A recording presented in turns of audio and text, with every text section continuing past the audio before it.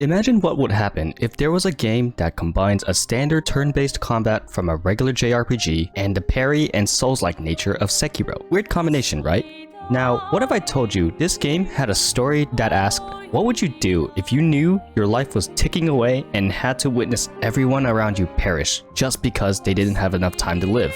What if I told you that this game is made by a much smaller studio and yet retains the same quality as a AAA title game? And what if I told you that in spite of all of these far-fetched ideas that should not be in the same vicinity, ideas that on paper sound like a disaster, works? New IPs are uncommon to come by in a world filled with sequels and remakes.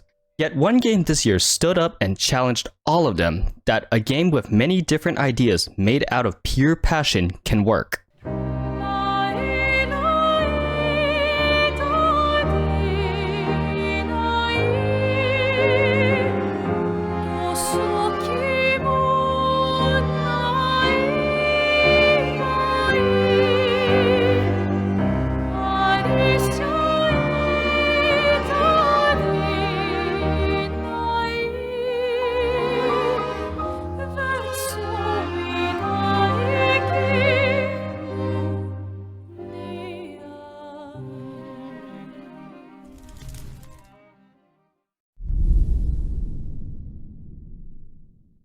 Clair Obscur Expedition 33 is a turn-based RPG with heavy elements of conventional action game tropes like dodging and parrying enemy attacks. I've been looking forward to this game for about a year now. The world, characters, heavy-hitting story, and the dynamic gameplay captivated me. While it may have an appearance of a AAA title, this is actually a AA game, meaning it has a significantly smaller budget. This game is published by Kepler Interactive and developed by Sandfall Interactive, a small team composed of about 33 people, with some being ex-Ubisoft employees. And yes, I did fact-check, more than 33 people developed this game, but the overall development team is still on the smaller end. It's only at most $50, available on Steam, Xbox, and PS5. I've definitely propped up some RPGs that came out within the last couple of years, but hear me out. Expedition 33 is a love letter to old school RPGs while carving new ways for future RPGs to come. The review will have no story spoilers. Most of the footage seen in this video are from Act 1. But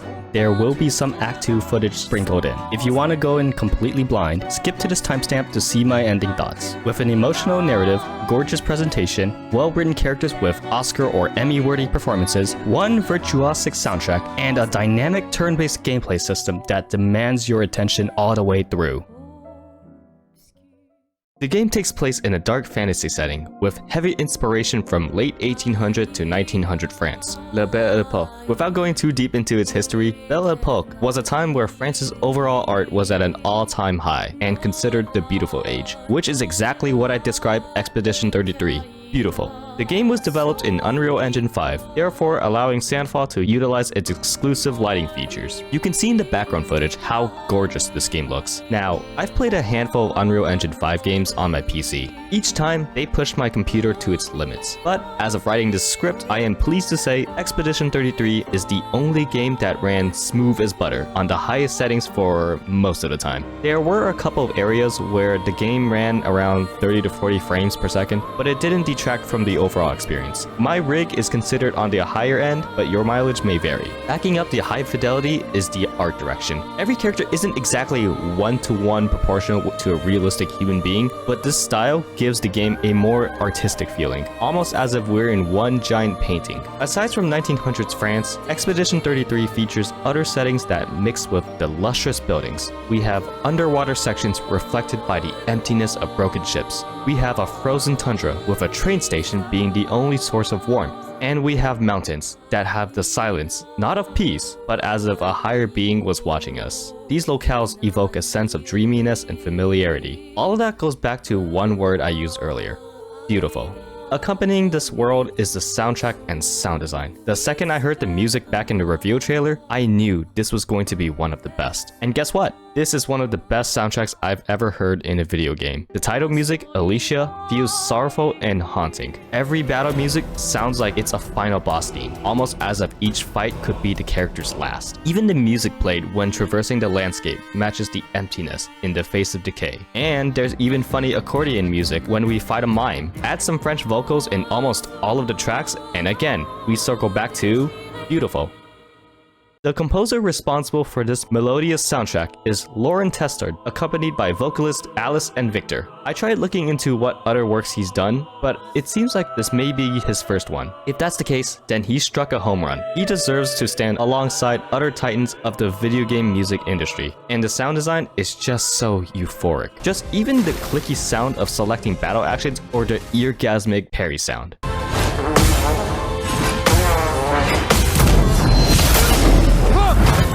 This is a rare game that utilizes the newest graphics engine and somehow makes the product far more optimized than other Unreal Engine 5 games. The bold choice of using a setting inspired by the golden age of France, the dreamy locales, and the 8-hour-ish long soundtrack can be summed up as beautiful.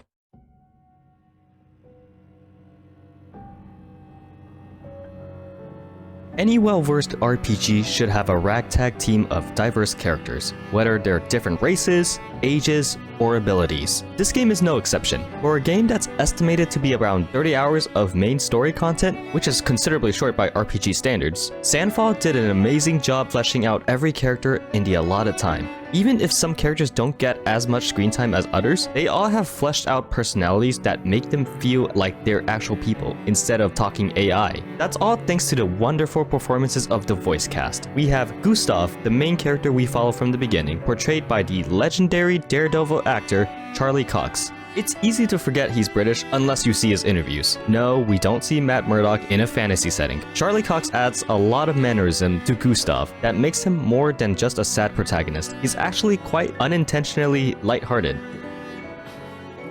Get out of my way! Jeez. He's a person that will go out of his way at the expense of the mission to make sure his adopted little sister is okay. His sister, Maëlle, portrayed by Baldur's Gate 3's Shadowheart's voice actress, Jennifer English, is a teenager who willingly joins the expedition because she wants to escape their city and spend her remaining days with Gustave. Along with them is the team's tactician, Lune, played by Kirsty Ryder, and the cheerful warrior, Ciel, voiced by Shala Nix. I think what's important to note is the game allows them to breathe whenever there's downtime. There's optional cutscenes that showcase their interests, fears, and goals in life. These go a long way to making a character unforgettable. Of course, we have to mention one of the game's antagonists, Renoir, played by Andy motherfucking Gollum Claw Alfred Caesar Serkis. He is a compelling character because of his motivations, which I will not share here. I have no idea how Sandfall got his number, but this is some crazy casting. Even though his screen time was comparably limited, every line he dropped goes hard. Now take your friends and go home. Let them spend their final year in peace. This is your only warning.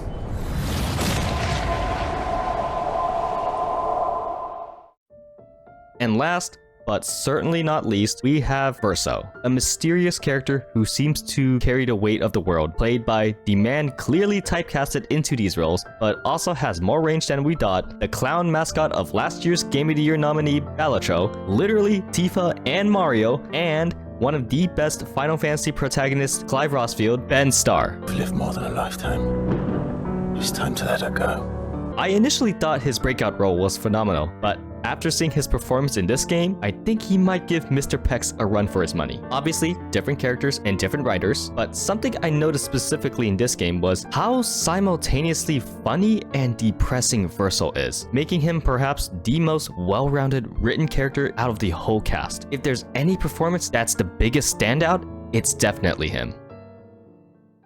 Picture this.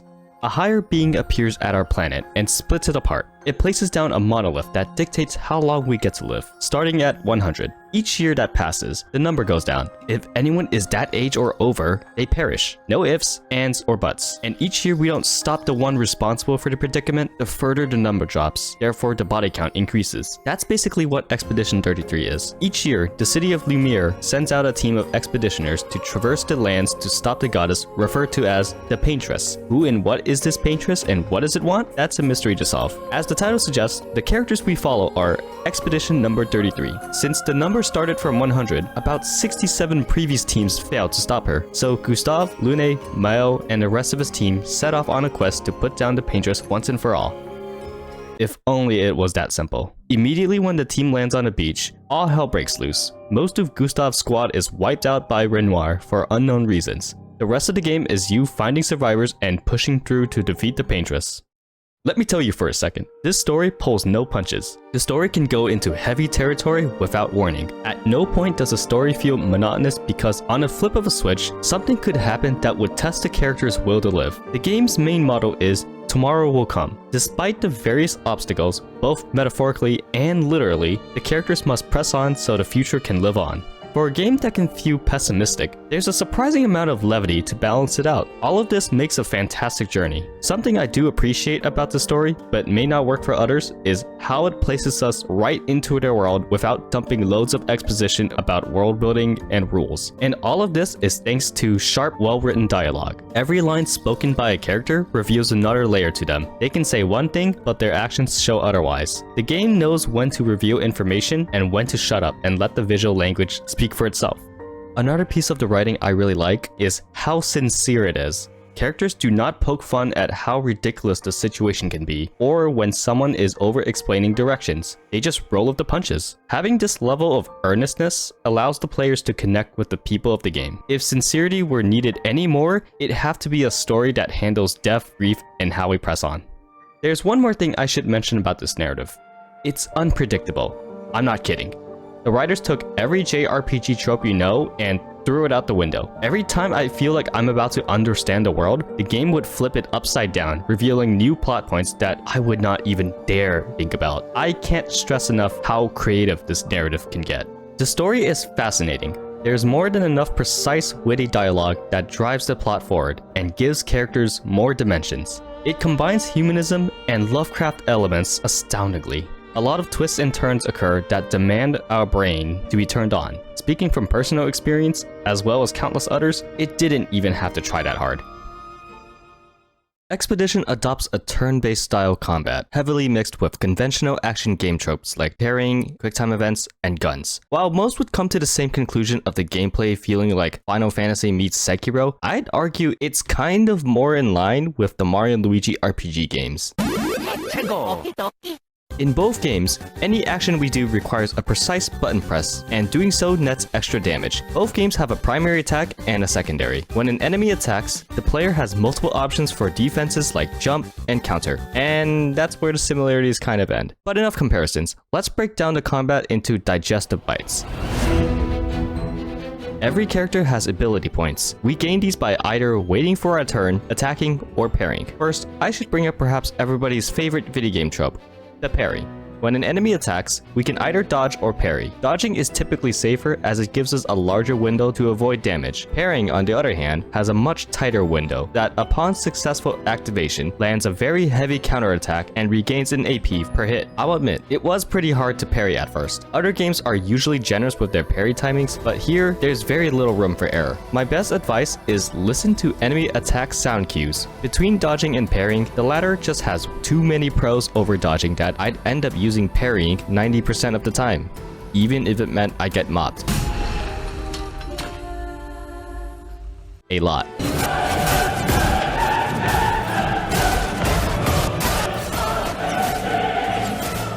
I did play this game on expert mode for most of the time, but between this and the medium difficulty, I didn't notice a huge difference between parry windows, even though the actual description said otherwise. Besides, why dodge when we can parry and hear this? AP is used for either two things, using our guns and skills. When using guns, we can shoot flying enemies that are difficult to reach with our standard weapon. But that's not all. You see those little glowing spots on the creatures, and you see that gun in your hand? Put 2 and 2 together and see what happens. But boy, it does not stop there. Throughout the game, you'll encounter enemies that perform complicated moves. We can interrupt them by shooting at any area that suspiciously looks like free targets. The gun plays a larger role in boss fights where we have an opportunity to interrupt their ultimate attack by firing at whatever weak spots seems open. While guns have been used in nearly every RPG, Expedition 33 utilizes them so well, it can scratch that itch for FPS fans. Once I accumulate enough AP, I can now use skills. They work about just as expected, ranging from doing a multi-hit combo, afflicting status effects, or healing or buffing allies. But every character's skills benefit them because they all have distinct playstyles. Here's a few examples. Gustave has a metal arm that upon building enough charge can launch a powerful electric ability to break enemies stagger. Mael has multiple battle stances that activate depending on which skill is used. And Lune has elemental charges that can buff her abilities based on which charge she builds up. Every playable character has a unique skill, giving them unique roles in combat. All of what I described is already available in the first act of the game. As the game progresses, more characters become playable, and combat opens up further, with even more opportunities to attack any enemies. You may or may not notice about me, but I'm not super into turn-based combat, unless there's enough dynamic elements to keep me engaged. While this is certainly not the first game to incorporate action elements, I think Expedition 33 makes this so satisfying that I forget I even grind enemies for EXP. The combat is dangerously addicting and deserves to be praised among other dynamic turn-based systems.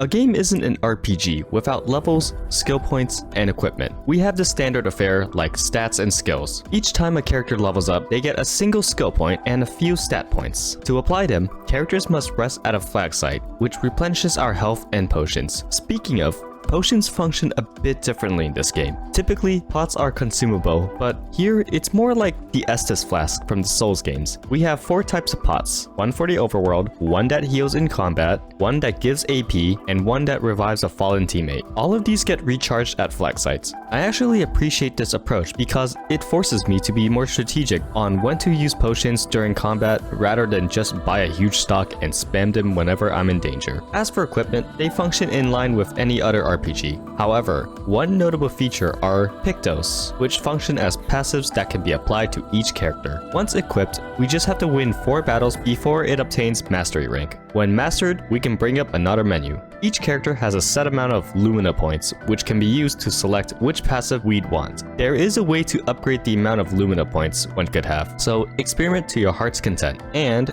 if you're not satisfied with your build, you can always reset your skills or stat points through a limited item. When we're not in combat, we traverse the area by a giant overworld. Most games these days would make an attempt to capture the same experience of traveling across the world like having multiple giant zones. Expedition 33 decided to look back at what made old school RPGs work, and decided to give the same approach. Here, we have a party just walking around the world as if they're on a miniature set. In the middle of Act 1, you meet a new character, Esquire, who acts as a mount in the overworld. Advancing through the main story nets new ways to traverse, like swimming. Going through this route is quite neat because it saves a lot of budget on modeling everything to proportional size while retaining that essence of going over various lands. We can even fight enemies in the overworld, but that's not all. On said lands, there are smaller areas that are far more dense and act very closely to regular dungeons, and some of them are completely optional. Not only is there a main path, but there's also optional side paths that offer various rewards like new weapons, cosmetics, and Pictos. Some of them require you to beat super tough enemies. They are no joke and really test your ability to parry. I've seen some criticisms that a minimap would be helpful when navigating these areas, but I actually didn't feel the need to use them. I found enough objects of interest to orient myself whenever I get lost. It helps that Sandfall didn't design labyrinthian levels. Last main difference between the overworld and dungeons is there's no flag sites in the former. Instead, we make a campsite with no cost. Inside, this is where we can upgrade our gear and spend some time with each character. These are completely optional, but highly encouraged. Not only because it gives us more insight on their temperament, there's also a reward that ties into the combat. What would that be, you may ask? You'll have to play the game to find out. Combat and exploration isn't the only thing this game offers. There's also a few minigames like doing a jump quest or playing volleyball. I'll be honest, these minigames are a mixed bag. I'm very happy they exist in the first place, but some of them are straight up just not fun. The aforementioned volleyball minigame is unforgiving, and the platforming is just Fine. Thankfully, these are completely optional and not mandatory to progress the main story. Nitpicks aside, I think going for this approach made the experience better. While so many games like to pump a ton of side quests and activities to fill your checklist, Expedition 33 dials it back significantly, so exploration felt meaningful rather than to add another icon to your map. It reminds me of back then when exploration felt significant rather than appealing to the mass audiences. Expedition 33 is not just a video game, RPG, nor Souls-like. This is straight up art. When you hand a team enough budget but total freedom, you'd get something like this. The presentation is stellar, yet rivals other games with high fidelity. The combat is one of the most inspiring and addicting gameplay I've ever experienced. And the story is one of the most exceptional narratives I've ever witnessed in this medium, which is further strengthened with a well-rounded cast with amazing performances to every single one of them. With that in mind, I would like to award this game a 10. While there are some nitpicks, the game excels at every other aspect. Maybe a little too well if you ask me. As of writing this review, I only had one personal Game of the Year nominee, and I'm more than ecstatic to report Expedition 33 as the second nominee. This is the best RPG of the year so far. This is one of the best games I've played this year so far. And hear me out, this is one of the best games I've ever played in my entire life. By and by, unquestionably by 10,000 light years, Player Obscure Expedition 33 as a whole is the word I used several times throughout this video. Beautiful.